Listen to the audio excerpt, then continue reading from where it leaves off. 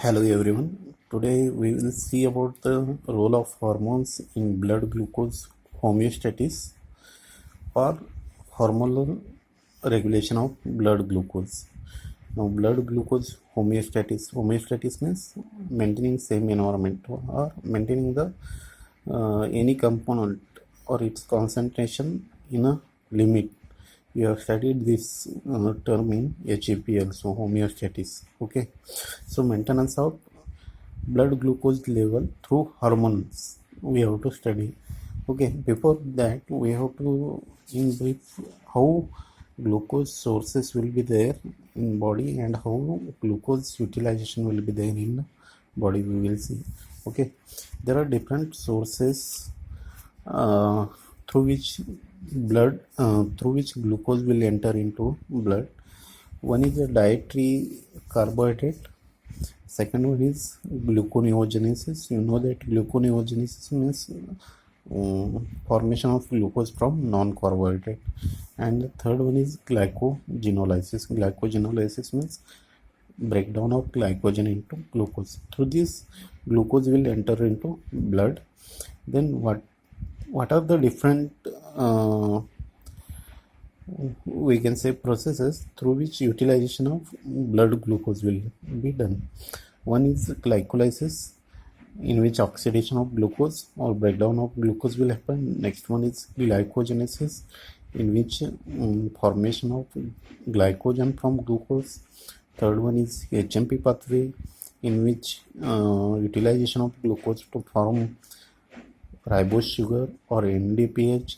Fourth one is the synthesis of other monosaccharides from glucose, and last one is synthesis of fats. Glucose also involved in the synthesis of fat. So like this, utilization of blood glucose and sources of blood glucose.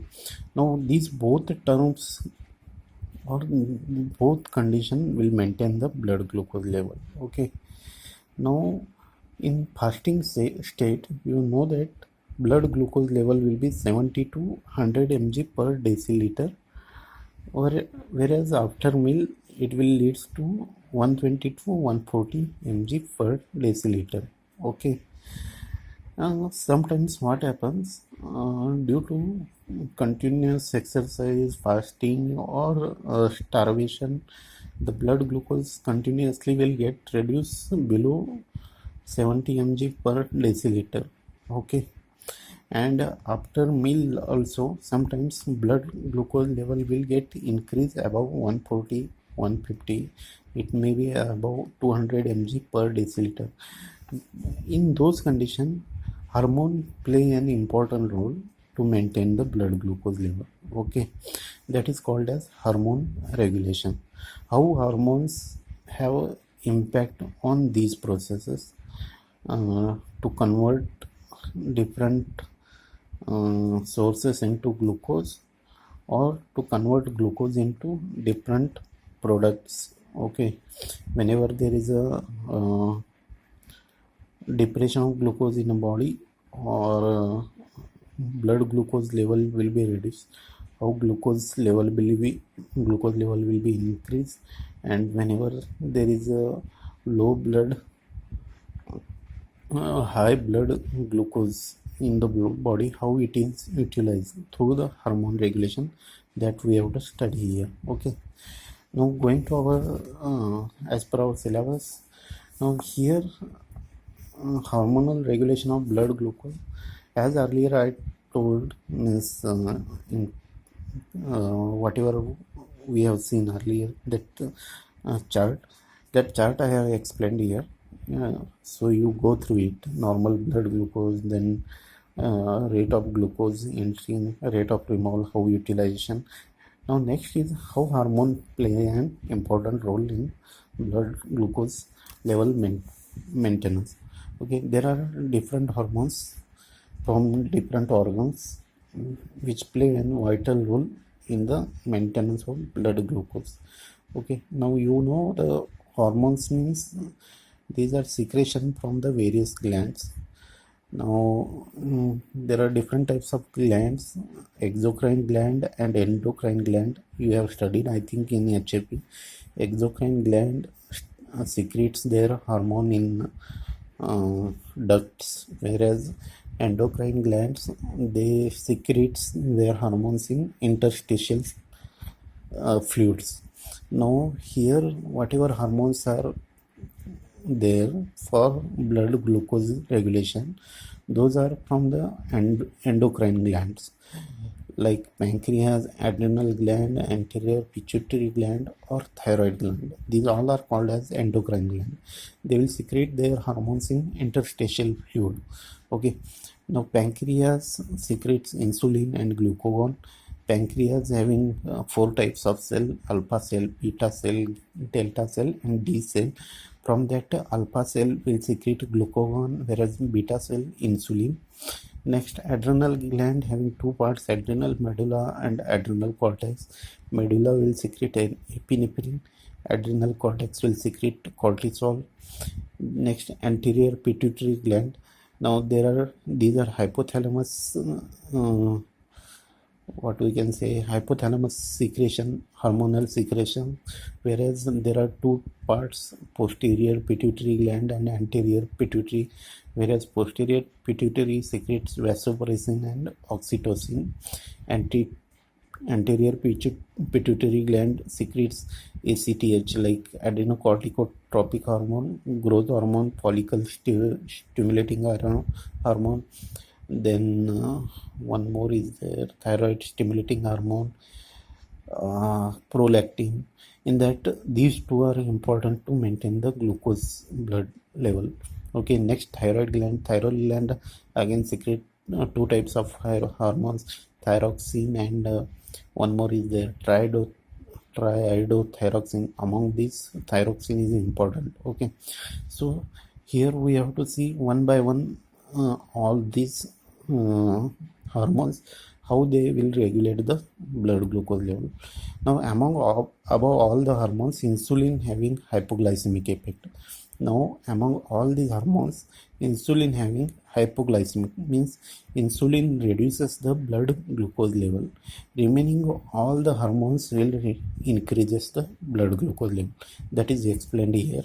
Okay, only insulin is the hormone which reduces the blood glucose level. Remaining all the hormones will increases the blood glucose level. Now we see one by one different hormone. First one is insulin. It is produced by beta cells of isolate of Langerhans of pancreas in response to hyperglycemia. Means whenever there is a increase in blood glucose level, hyperglycemia, in response to that, insulin will be secreted by the beta cells of pancreas. Now what insulin does, insulin it is also called as hypoglycemic hormone, means it will decrease the sugar level, so it is called as hypoglycemic hormone, usually in the condition of hyperglycemia, and it acts by lowering the blood glucose level by different ways. What are different ways? First, it increases the glucose uptake by cell through activation of insulin receptor. Means what it will do, it will increase the glucose uptake by the cells. Next, it increases the glycolysis or cause oxidation of glucose, so that glucose will get breaks down and lowers the blood glucose level. Next is increase in glycogenesis. Glycogenesis means formation of glycogen from glucose, so that glucose will be converted into glycogen. Ultimately glucose level will get reduced. Next, increase in HNP pathway means conversion of glucose into ribose sugar and NADPH. Again glucose level will get reduced. Then lipid synthesis increases by the utilization of glucose. Next, decrease in gluconeogenesis. Now gluconeogenesis means formation of glucose from non-carbohydrate. So insulin, what it will do, it will decrease or inhibit the formation of glucose from non-carbohydrate molecules. Next, decrease in glycogenolysis means decrease in breakdown of glycogen into glucose. By these different ways, insulin will reduce the blood glucose level. Okay. Next, we will see the glucagon. Glucagon is produced by or secreted by alpha cells of isolate of Langerhans in response to hypoglycemia. Insulin in response to hyperglycemia, whereas glucagon in response to hypoglycemia. Means whenever there is a decrease in blood glucose level, alpha cells of isolate of Langerhans will secrete the glucagon hormone. Now what this glucagon hormone will do, it will increases the glycogenolysis. Okay, glycogenolysis means breakdown of glycogen into glucose, so that increase in blood glucose level. Now how that breakdown of glycogen will happen, or how that process of glycogenolysis will happen, was explained here. First, glucagon binds to the membrane receptor. It activates the cyclic AMP, which increases the activity of cyclic AMP dependent kinase enzyme, which inhibits the glycogen synthase activity. Means glycogen synthase is required for glycogen synthesis, but glucagon inhibits glycogen synthase activity, so glycogen will not form. Ultimately, glucose level in the body will get increased, and also it increases the activity of glycogen phosphorylation enzyme. Now you know that glycogen phosphorylation enzyme involved in the glycogenolysis process, that is breakdown of glycogen into glucose. Okay, which now this increase in activity of this enzyme will increases the glycogenolysis.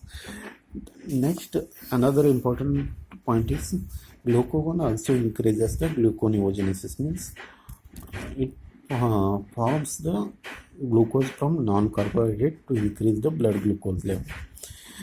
After glucagon, epinephrine hormone secreted by adrenal medulla, it has it releases through hypothalamus response to low blood glucose level. Whenever there is a low blood glucose level due to hypothalamus response, adrenal medulla will secrete epinephrine. What epinephrine will do? It increases the glycogenolysis through phosphorylation activity. The net outcome is increasing the blood glucose level. You keep in mind that only insulin will reduces the blood glucose, remaining all glucagon, epinephrine, thyroxine, cortisol, growth hormone, and ACTH all will increases the blood glucose level with one or another way. Okay, next is thyroxine. It is a hormone of thyroid gland. It elevates the blood glucose level by glycogenolysis and gluconeogenesis. Same, now you know the terms, you have to know these terms: glycogenolysis, gluconeogenesis. Already we have studied the cycles. Just you have to know this, what are the meanings of this. Okay, it will be easy for you to understand all these processes. Okay, next is cortisol. It is steroidal hormone synthesized in the adrenal cortex. It decreases the utilization of glucose, so increases the blood glucose, and also increase in the gluconeogenesis. Next, last one is growth hormone and adrenocorticotropic hormone. This is also called as corticoids. Sorry, I'm not getting that. Okay, let it be. Now this growth hormone and adrenocortico hormone, these are anterior pituitary hormones. They act by decreasing glucose uptake by tissue and also decreasing utilization of glucose, so that increasing the blood glucose level. Now I have written a summary of all whatever hormones we have seen. One short summary I have written here. Don't write this in exam, but for remember purpose, what insulin will do. First, means insulin is a hypoglycemic hormone. It is secreted whenever there is a increase in blood glucose level. What insulin will do? It will increase the blood glucose uptake by the cell. Next, glycolysis. Next, glycogenesis. Next, HMP, lipid synthesis. Already whatever we have seen in sentences, in short form I written here. Okay. Next, this is about insulin. Next, glucagon, epinephrine, thyroxine, cortisol, and growth hormone, and ACTH. Now there is a partition between insulin and other hormones. One thing you have to remember, there will be a tug of war between insulin and other hormones to maintain the blood glucose level. Insulin will be released whenever there will be an increase in blood glucose level, so that to reduce that blood glucose level and to maintain blood glucose level, insulin will release, whereas other hormones will be released whenever there is a low blood glucose level and to maintain that blood glucose level by increasing the blood glucose. Okay, so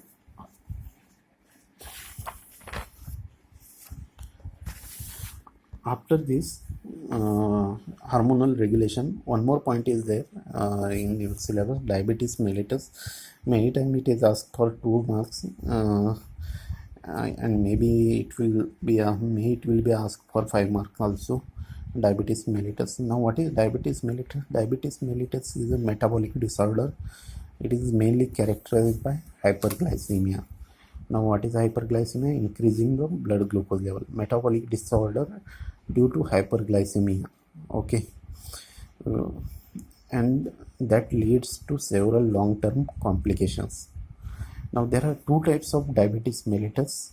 One is insulin dependent and another one is non-insulin dependent diabetic mellitus. First one is insulin dependent diabetes. It is also called as type 1 diabetes or juvenile onset diabetes, also called as type 1 or juvenile onset diabetes. It mainly occurs between the age of 12 to 15 years, that is below 20 years. Okay, that's why it is called as juvenile. Juvenile means anyone having age below 20 years called as juvenile. So it is called as juvenile onset diabetes. It is 10 to 20% of total diabetic population. Means suppose 100 diabetic peoples are there. Out of that, 10 to 20 peoples are of insulin dependent diabetes mellitus. Now what is cause? The disease is characterized by almost total deficiency of insulin. Means there will be a total deficiency of insulin due to destruction of beta cells of pancreas. Whatever beta cells of pancreas will produce the insulin, those will get destroyed completely in this insulin dependent diabetes mellitus. Now the beta cell destruction may caused by drugs, viruses, or autoimmunity. Now you know immunity means response, or we can say response to any foreign particle by our immune system, whereas in autoimmunity what will happen, beta cells are recognized as a non-self. Means beta cells of pancreas will be recognized as a non-self, means foreign particles, and get destroyed by self immune system. That is called as autoimmunity. Now symptom starts occurs from when 80 to 90 cells of beta cell get destroyed. Whenever 80 to 90% of beta cells get destroyed, symptoms of insulin dependent diabetes mellitus will start. Now the patients of IDDM requires insulin therapy. Since insulin is totally destroyed here, patient of this diabetes condition require insulin for treatment, not other drugs. Okay, now second one is non-insulin dependent diabetes mellitus. It is also called as type 2. Earlier one is type 1, that is insulin. This is type 2. This is called as adult onset. Earlier first one is juvenile onset, second this one is adult onset diabetes. It is in 80 to 90% of diabetes population and mainly occurs in adults age of more than 35 years. Now causative factors for this includes genetic and environmental. This is more commonly occurs in obese individuals, means fatty individuals. Obesity acts as a to genetic factor and leads to decrease in insulin receptor or insulin responsive cell.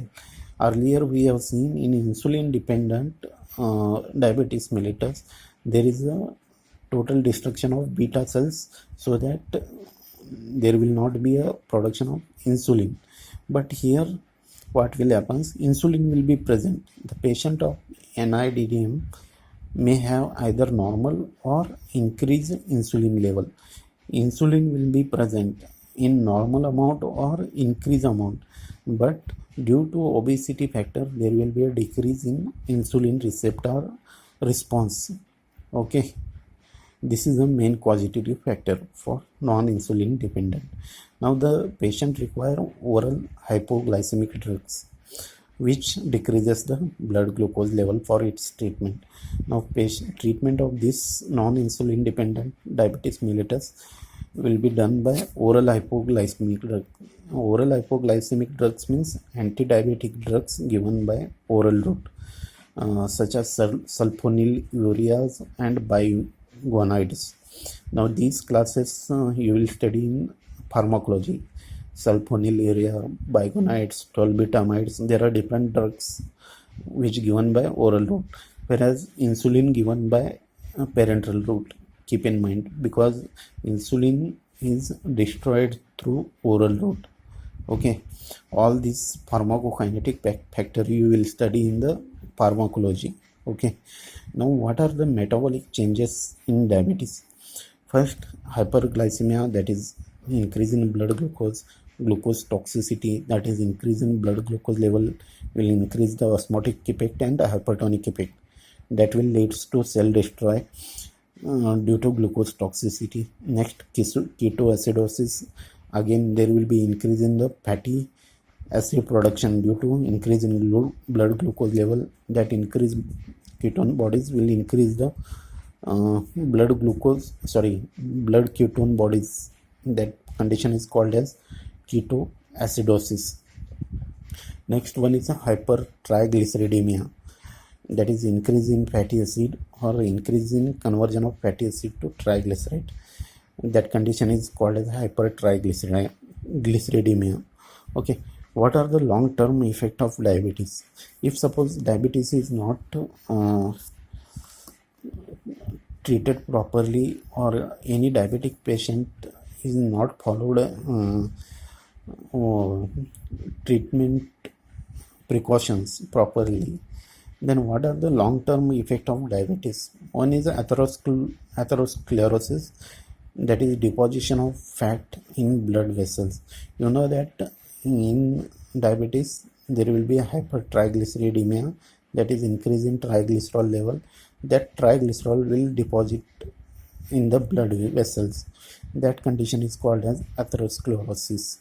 Next one is retinopathy, that is impairment of vision and blindness. Maybe you have seen anywhere that diabetic patients with retinopathy, due to diabetic some patients will lose their vision. Okay, next, nephropathy, this is common in all the diabetic patients, where it damages of kidney and renal failure. Okay, common means wherever severe condition will be there. Next, neuropathy, there will be a damages to the peripheral nervous system or autonomous nervous system. Now this is about the diabetes mellitus. Earlier question paper I have seen, they have asked IDDM for 2 marks or non-IDDM for 2 marks. They are not asked for 2 marks. This is sufficient.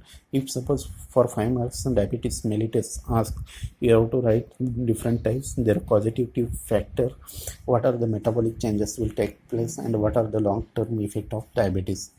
Okay, now this completes your first part of carbohydrate metabolism unit. Different cycle we have studied: glycolysis, TCA cycle, then glycogen metabolism, HMP pathway, then gluconeogenesis and hormonal regulation. Now next part of carbohydrate metabolism is oxidation, biological oxidation. In that we have to study electron transport chain, oxidative phosphorylation and one more is there, substrate level phosphorylation. Okay, in next class we will see the biological oxidation. Thank you.